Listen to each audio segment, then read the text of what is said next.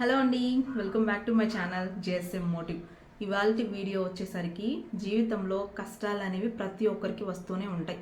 కానీ ఆ కష్టాలు వచ్చినప్పుడు ఎలా స్పందించాలి అన్నది పూర్తిగా మనపైనే ఆధారపడి ఉంటుంది. ఏ విధంగా స్పందించి ఆ కష్టాన్ని మనం దూరం చేసుకోవాలి అన్నది మనమే ఆలోచించుకోవాలి. ఈరోజు వీడియోలో మంచి సందేశం ఉన్న స్టోరీతో మీ ముందుకు వచ్చేసాను. ఈ కష్టాలు వచ్చినప్పుడు మనం ఎలా ఎస్కేప్ అవ్వాలి అన్నది ఈ వీడియోలో చెప్పబోతున్నా. వీడియో పట్ల ఇంట్రెస్ట్ ఉన్న వాళ్ళు లాస్ట్ వరకు చూసేయండి. వీడియో నచ్చితే ఒక చిన్న లైక్ ఇవ్వండి, షేర్ చేయండి, సబ్స్క్రైబ్ చేసుకోండి. ఇంకా లేట్ చేయకుండా వీడియో స్టార్ట్ చేసేస్తాను. ఒకరోజు ఒక తండ్రి దగ్గరకు తన కూతురు వచ్చి ఇలా అంటుంది, నాన్న, నాకు జీవితం చాలా బోరింగ్గా ఉంది. జీవితంలో ఎప్పుడు చూసినా కష్టాలు, సమస్యలు వస్తూనే ఉన్నాయి. ఒక సమస్య క్లియర్ చేసుకున్నాను అని అంటే ఇంకొక సమస్య వచ్చి పడుతుంది. జీవించడం నాకు చాలా కష్టంగా ఉంది అని అంటుంది ఆ తండ్రితో ఆ కూతురు.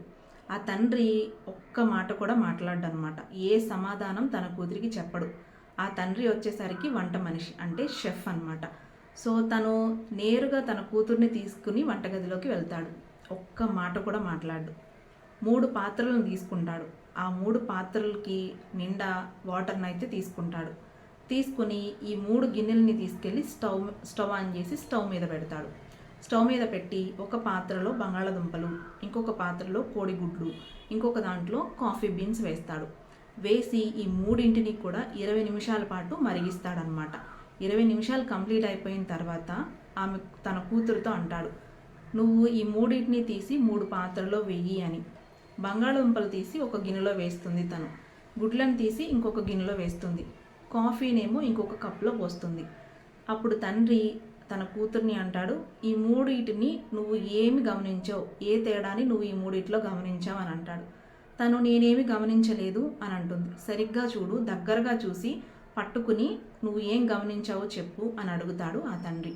అప్పుడు తను బంగాళదుంపలను టచ్ చేసి చూస్తే అవి మెత్తబడడం గమనిస్తుంది. గుడ్లను పగలగొట్టి చూస్తే అవి గట్టిగా మారడం తను గమనిస్తుంది. కాఫీ ఏమో ఆ నార్మల్ వాటర్ని మంచి సువాసనతో కూడిన వాటర్ లాగా మార్చడం తను గమనిస్తుంది. అప్పుడు ఆ తండ్రి అడుగుతాడు, ఇప్పుడు ఏమన్నా గమనించావా నువ్వు మార్పు అని. అవును, బంగాళదుంపలేమో ఇంతకు ముందు గట్టిగా ఉండేవి, ఇప్పుడు మెత్తబడని.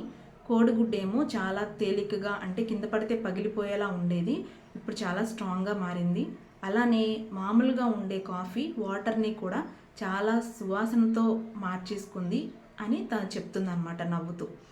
అప్పుడు ఆ తండ్రి అంటాడు, మరి ఈ 3ంటిని కూడా నేను ఒక్కటే కష్టాన్ని ఇచ్చాను. 3 పాత్రలో వేసి 20 నిమిషాల పాటు స్టవ్ మీద పెట్టి ఈ 3ంటిని ఒకేలాగా మరగపెట్టాను, ఒకేలాంటి కష్టాన్ని ఇచ్చాను. మరి 3 రకాలుగా మారినాయి, 3 ఒకలాగా మారలేదు కదా. బంగాళదుంపలేమో చాలా గట్టిగా ఉండేవి మరిగించక ముందు, ఇప్పుడు ఎలా అయినాయి, మెత్తబడిపోయినాయి. గుడ్లేమో చాలా తేలికగా ఉండేవి, ఇప్పుడు చాలా గట్టిపడినాయి. కాఫీ ఏమో తనకు అనుగుణంగా ఆ వాటర్ని మార్చేసుకుంది. అంటే ఈ 3ంటికి కష్టం వచ్చినప్పుడు 3 విధాలుగా స్పందించినాయి.